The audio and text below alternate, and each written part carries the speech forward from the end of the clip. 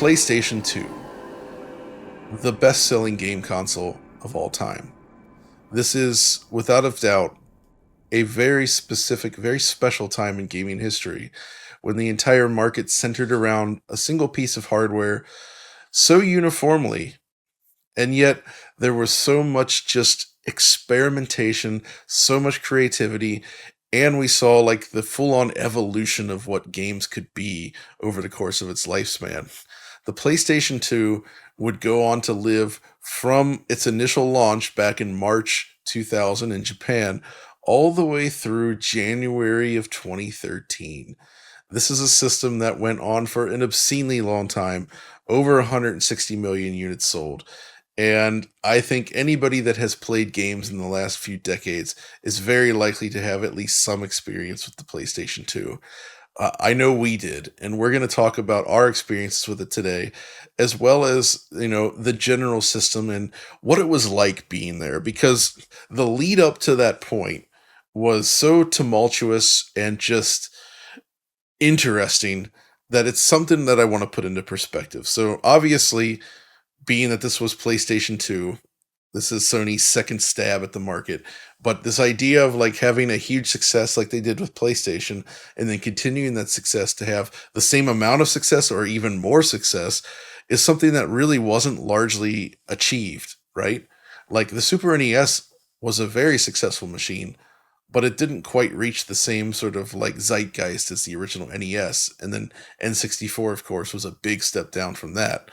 So Sony had these aspirations of sort of keeping things going. And even all the way back, I think in like sometime in 1997, there started to be rumbles about the next generation PlayStation.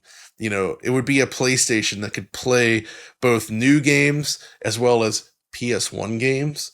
It was a system that would include a built-in DVD player.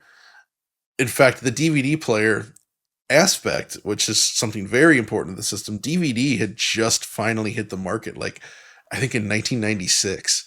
Like this was very, very new technology, and it was finally like this like new form of like pre-recorded home movies on a disc at like just at the highest possible quality that you could reasonably get out of a standard definition video signal.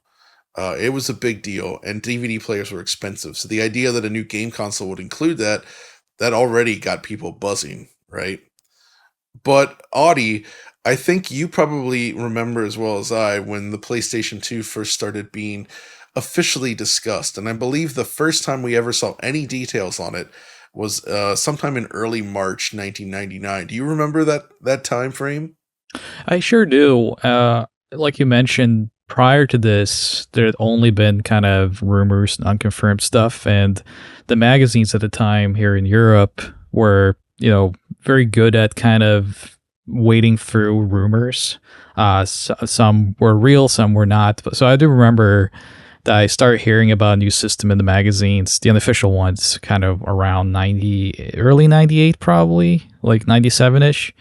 And I remember the big selling point back then, because we couldn't see any new games, was like this system would play your old games, but it would look better.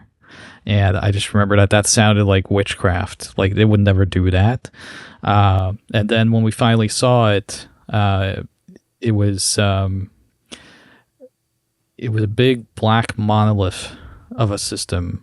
And I just remember that shape more than anything at that time. This time, I mentioned magazines, but what kind of stands out for me regarding the lead up and the launch of the PlayStation 2 was that I was at an age myself, and also the availability of information on the internet had kind of absolutely transformed how I followed a system release. Because prior to this, it was really just you saw an image in EGM or something, and you would just wait and wait for any drop of information in the magazines, and then the system would just suddenly show up in your Christmas or something like that. We really didn't follow something that closely.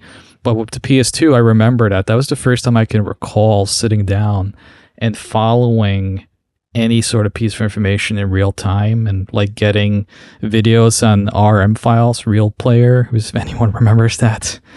It was a completely different way of taking in this reveal because I was so used to Oh yeah. the curation of a magazine and just the time passing between that. But here I was able to kind of just search it up, and sure, with that came a lot of nonsense as well. But I do remember just kind of being able to tap more directly into the launch of the system and the reveal. And I think that also made it a very different ground from where the other systems were coming from. Absolutely.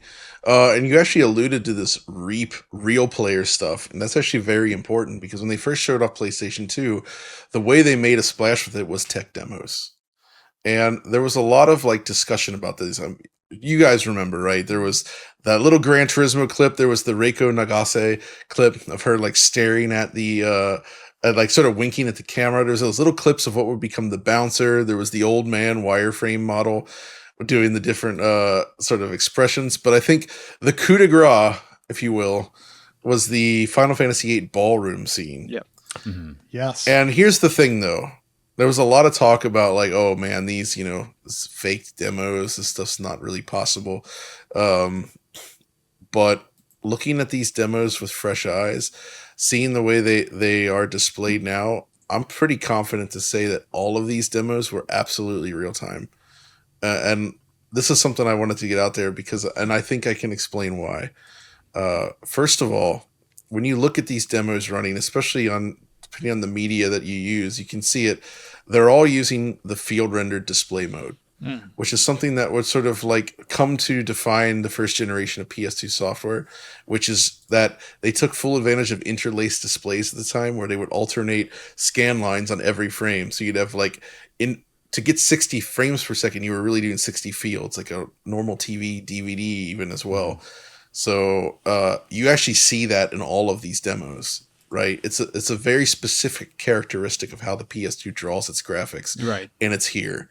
In addition, you look at stuff like, when you see just these little tiny clips and you see that ballroom scene, you're like, oh man, look at that. But then you realize, wait, there's no crowd there. It's just these two characters. The background's fairly, simple.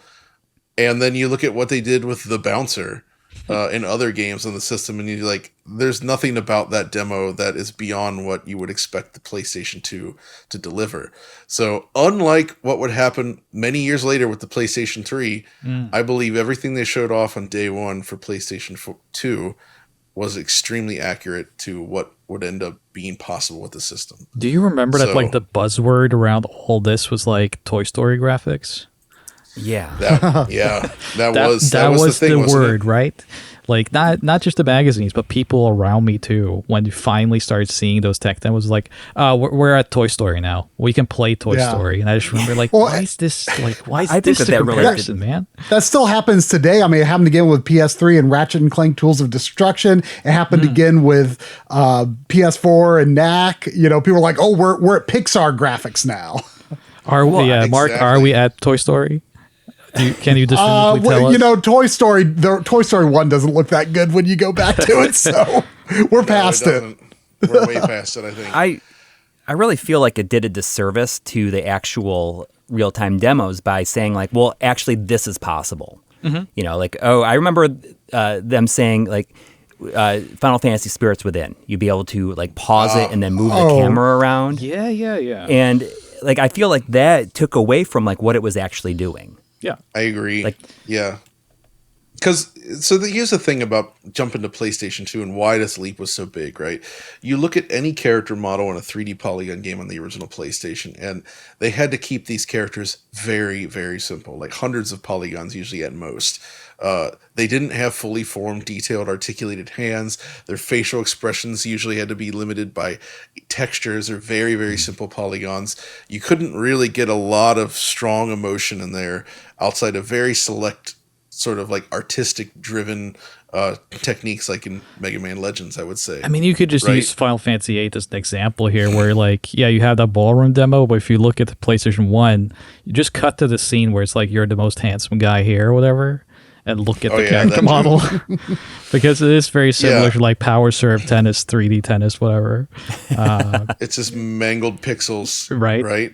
But, at the same time, I think there was already kind of this narrative around people, well, maybe not during this initial reveal, but pretty quickly, people were very a small group of people were very high on the Dreamcast, right? And I think for me, that was what wowed me from a technical level. Like seeing Sonic Adventure in the store for the first time, I was like, wow, this is a big jump. And I don't remember necessarily feeling that way or buying into Sony's marketing with the PS2 right away. Sure. And we knew the GameCube was coming, we knew the Xbox was coming, and technology was moving at such a fast rate that we generally assume, well, if this is coming out a year later, it has to be more powerful. So the PS2 even then was kind of being perceived as kind of this like middle power. So the PS2 ultimately went on to do incredible things because of its sheer popularity, and developers had to target it and they learned to really squeeze a lot out of it. But in this initial hype, I don't think I really bought into the power. I was more interested in the games. I was more interested in seeing stuff from Konami, Capcom, Squaresoft. I think you were probably alone on that, Mark, to be honest. Not alone, I was gonna but say, I was also hugely into the Dreamcast, Yes. right? Yeah, same But here. when Same. you looked at the general like customer, like sort of the feedback from the public, that was not a big deal to them. And the PlayStation 2 was like the leap that I'd say like Yeah. most people were looking for, which I also kind of thought was unfair at the time because I thought as well the Dreamcast is awesome and doing great stuff. But there was that's even said there were things in all the early PS2 stuff where you could see, okay, there is stuff going on here that is kind of beyond where we are with the Dreamcast, and we'll get into some of that stuff shortly. But Corey, I think you had a comment on this. Well, yeah. I mean, at the time I was working in Electronics Boutique, and I worked at Electronics Boutique all the way through like the Dreamcast release and the PlayStation 2 release, and the amount of people that were just saying, "I'm just waiting for the PS2. I'm just waiting for the PS2" was overwhelming. I mean, as someone who loved the Dreamcast, it broke my heart every time because it's like, but I get it, because the PS1 delivered to such a high degree that I don't blame anybody for just waiting for the next one. If they're gonna drop their money on a new system, it's going to be something that they know is going to be good. Sure. And so far, we've only really touched on this very, very early announcement. There was nothing really known about this, and all this was just tech demo stuff. I mean, they did show stuff like Tekken as well, which is just called Tekken, and it showed like crowds in the scene and lots of detail going on there. But it would actually be in September 1999 where we got a proper look at the PS2, and so I'd always heard people say back then, and even in my mind, I kind of felt it like, wait a minute, the Dreamcast launched in North America in September 99. And then, 11 days later, they announced the PS2. That's just so mean. But it turns out, in reality, like, this was because it was Tokyo Game Show, right? Like, this, as occurs every year. And even back then, I think Tokyo Game Show was twice a year still. There was a spring one and then a fall one, and the fall one was this bigger one. And this is why it showed up during this time. The system was revealed there properly, and this is when we got our first real look at games. So and the games were actually looking a lot closer to what they would actually ship as. Like you see the footage of Tekken Tag Tournament, and yeah, it's pretty shocking to see like what they're doing visually here. And the types, so I mentioned earlier about what are they doing that the Dreamcast maybe wasn't doing yet? And the Dreamcast already had Namco Soul Calibur, which looks absolutely insane. It still does. But then you look at what Tekken Tag Tournament's doing, and there's some very key, interesting tech things going on that always stuck with me. First of all, you might notice all the arenas in Tekken Tag have fully modeled floors. Which was unusual for a fighting game. So there's rocky surfaces and it would actually be like modeled out stones instead of just a flat texture. But where they took it to the next level is they would actually simulate things like specular highlights, something I didn't know or think about at the time. This was very, very new. But the phenomenon of light reflecting across a surface, right? So the stones, as the camera moves along the stones, you actually see like the light change bouncing across those stones. Or when you're fighting the city on like a city street with like reflective ground, there's like puddles of water, you actually see the scene reflected in the water. And this sort of like effect was really quite new, and it looked very, very impressive at the time. I mean, it didn't Couple just look that- impressive though. It was better than the arcade version Yeah. was. So I mean, the Oh, it's just like Soul system Calibur, was right? Yeah, it was a similar jump from arcade to home as Soul Calibur was from the arcade to the Dreamcast. Right. And I mean, I think the arcade version of Tekken Tag, I assume, was running on like an enhanced version of like the Tekken 3 board. Yes, it is. Yeah, I think it was the same board that Soul Calibur Arcade uses. Okay. So Yeah. derived from that, yeah. And for the record, both Tekken 3, Tekken Tag, Soul Calibur, all three of those games, that hardware is significantly more capable than the PlayStation was. Yeah. Right? Yes. PlayStation 1. So yeah. it was already PlayStation 1. But with both Soul Calibur and PlayStation 2, Namco went all the way and basically remade these games visually and added tons of content to them. And it's just like, each one took advantage of the types of things that the consoles were really strong at. And essentially, kind of signaling the end of like arcade popularity, arcade superiority. Yeah, it was Yeah. heading in that direction indeed. Yeah, I mean, fighting games were always such a great showcase for, kind of having that focused scope, and they always impress at the beginning of Dreamcast, PS2. We don't really get fighting games being that showcase anymore. Thinking of fighting games along those lines, there's a couple other things to mention in here. First of all, Square's The Bouncer. Yeah, which that's was, what I remember the most. heavily publicized, and for good reason. The demo that they showed off here actually does look like the final game. And this is the one that essentially brings what at first glance looks like Squaresoft quality CGI graphics in real time, running at 60 frames per second. It's just So like they Toy have these Story. big scenes. It looked, yeah, exactly, just like Toy Story. But with more pockets and belts. They showed so much cool action here, but it was hard to parse what the heck the game was going to be. And as it turns out, it's basically like Dynamite Deca. Yeah, Yeah. I mean, it's like an arena fighter, right? With a little bit more Yeah. exploration. I think people were kind of tired of brawlers at the time, so people were a bit disappointed with it, probably seeing it come from Squaresoft. But no, I think it's a good game. I mean, it's one of my earliest PS2 memories, playing through that with a friend. And of course, people were like, "Oh, it's so short" and stuff, which people still complain about with games today. But it was a pretty interesting early game for the system for sure. Hey, John, remind me, so I remember there distinctly being two Bouncer trailers. The first one, the one I remember, was like a much more scaled back visual looking game, but like they were using like furniture, like chairs and stuff. And then you had the second trailer that had like the characters. Do you remember this? So, okay, there was an initial trailer shown earlier in like March 99 that was very simple. But the one shown at TGS that year looks like the final game, but they do have some scenes in there with more furniture and destruction happening than what would actually ship. As we would come to find out, though, and you can already see it in this early footage, this brings me to the next visual effect that was possible with the emotion engine and the graphic synthesizer. And this actually, I genuinely think this is a very cool feature, and one that I didn't hear a lot of people talk about at the time, but it instantly struck me. I'm talking about depth of field. Depth of field. All of us here, we're using it right now on our camera feeds. Anybody that films anything with a camera is going to be very familiar with this effect. The idea is that the object in the foreground will be in focus and sharp. Things behind you are blurred, right? It's a desirable effect in photography and filming. And it had never been done before in real-time graphics at this point, until the PlayStation 2. And you can see it right in the main menu when you first boot up a PS2. You go to the systems menu or whatever, the system configuration menu, the whole background, it's blurred out. It's using this effect.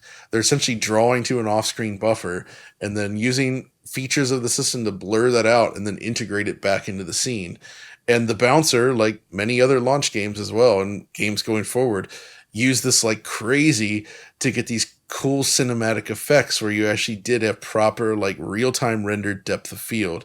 The only thing comparable to this at the time was the talk about 3DFX's Voodoo 5 and the T buffer, which was trying to do some similar things as well. But that was a bit behind and didn't really, it didn't hit. So the PS2 is basically where these sorts of cinematic depth of field effects actually started. And I think that's really cool. Where a camera started actually acting like a real camera. Right. Yeah. Exactly. It's an effect that isn't pulled off successfully in a lot of modern games. So It's hard to do. Yeah. And, PS2 quality, not like insane levels of quality, but on a standard definition screen, I always thought it looked really darn good. It was very effective. Games like Metal Gear Solid 2 would go on to use it like their whole visual style was based around this sort of stuff and cutscenes, right? They also showed off things like Dark Cloud at the show with that amazing water simulation, which the final game would end up having. And that was another underrated game, as we'd come to find, where it was essentially like a city building RPG. But I think people wanted just normal RPG, and maybe it didn't get the initial reception it deserved. But looking back, I think it's actually a very cool little game with some neat ideas. Well, you go from a Final Fantasy tech demo, right, and then you see something like this, and I remember my friend, not Tom, but another friend of mine called this game when he first saw it around this time. He called it Holy Magic Century 2. And Holy Magic Century, for those who don't know, is Quest 64. I can see it. US. I can see it. And yeah, I mean, there's something to it, but I think Dark Cloud is significantly better looking and playing game, even though I do love Holy Magic Century. But I just remember that comparison has sat in my heart since the launch of the PlayStation. I still remember that so vividly, how hard that hit me, that comparison. Even though it's not really that apt when you play the game, but I understood him because he's a huge Final Fantasy guy, and when they showed off this and another one that was I think they showed off Eternal Ring or something shortly thereafter, if not the same time, and he was just like, he was not getting what he wanted from these games. It's an apt comparison given kind of the gulf of what people were expecting from RPGs at the time and the ultimate Especially for reception PlayStation of those 1, games. right? I mean, other than Super Famicom, PlayStation 1 was like defined by its JRPGs. So you didn't really get too much representation of that early on with the system here in this capacity. And I would say that is likely down to essentially production requirements of hitting this new target of visuals, right? And the PS2 generation would go on to be a really interesting time because it's actually very balanced in that it was still possible to create games at a relatively quick speed, but it did definitely take more time than during the PlayStation 1 era to do it at a higher quality. So it makes sense that the first RPGs that we would see for the system are games like Dark Cloud and the From Software titles, right? Yeah. And the thing about the PS2, from what I've heard talking to developers over the years, is that it was a programmer's paradise, but it definitely took some time to get used to because it didn't hold your hand. But it also basically opened the door to allow you to do whatever the heck you wanted. And it was an extremely flexible piece of hardware as a result. But it also meant that the results achieved between developers could see a huge variation. There could be a huge gulf between the best games and the worst games in terms of what they could accomplish. But I will say, one of the cool things that it did is by default, even if it wasn't the best for image quality, as we'll talk about, making the field rendered display mode the default on all dev kits out of the gate ended up having this knock-on effect that most games just shipped at 60 frames per second. You actually had to do more work to get to 30, especially early on. And as a result, like that just became kind of the default frame rate for the PlayStation 2 out of the gate. And yeah, as time went on, developers started to push it and learn more and do things in different ways where you would see that change. But 60 FPS was a big part of early PlayStation 2. Even more so, much more so, I would say, even than Dreamcast. Dreamcast had plenty of 60 FPS games, but with PS2, it was like every genre. You know, whether it was RPGs, it was like puzzle games, racing games, you know, strategy games, like all these things, like anything that was coming out, there was a good chance it was going to be 60. At that fidelity.